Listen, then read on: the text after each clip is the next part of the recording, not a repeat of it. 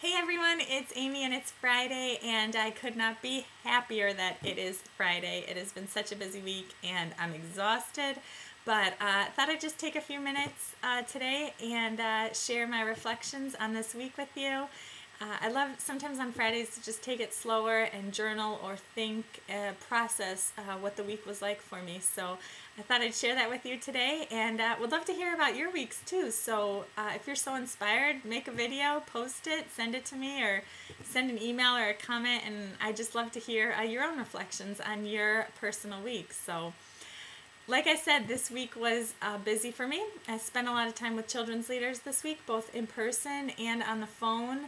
And it seemed like there was really good conversations this week around curriculum and new emerging learning styles for kids, which is so energizing to me. I love to be a part of those conversations, and feels like there are so many of you who are interested in developing new ways for kids to learn the Bible, so that kids understand the Bible and the stories as a whole, and that they are able to find themselves in God's story and figure out what their role is in blessing God's people and blessing the kingdom. So I loved being part of those conversations, and I felt really grateful this week to be part of the children's ministry community, because I believe really big things are happening, and together we are really going to change the direction of church and spiritual formation for kids. So thanks for including me in those conversations. I had a great time.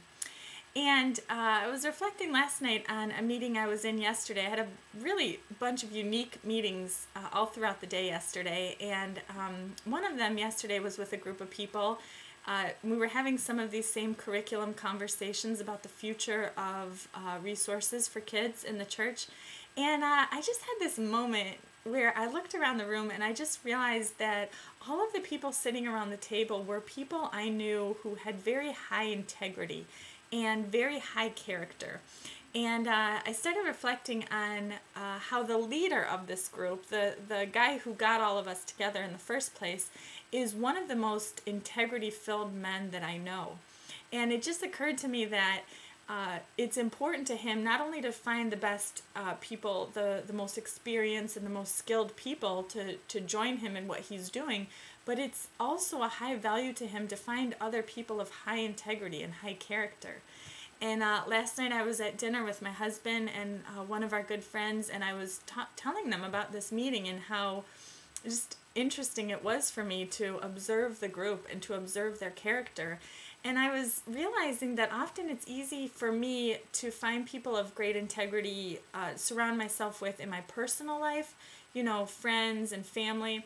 But I don't often think of that when it comes to my professional life or my ministry life, because it sometimes doesn't feel like there's always the option, right? That like you got to find people who are the most skilled and are the most experienced and are available for the job, as opposed to people who have high character and high integrity. And so I was reminded of that last night, and I want to continue to be a person who surrounds herself with people of high integrity and good character. And my friend Lori, she always says that ministry follows integrity, and I love that. And I'm reflecting a lot on that today. So those are just my thoughts, some quick reflections on the week. And like I said, I felt very encouraged and grateful to be part of the children's ministry community, and wanted to give a blessing back to you in saying, if you're feeling alone or discouraged in your ministry role, in your context this week, don't feel alone, and be encouraged, be inspired.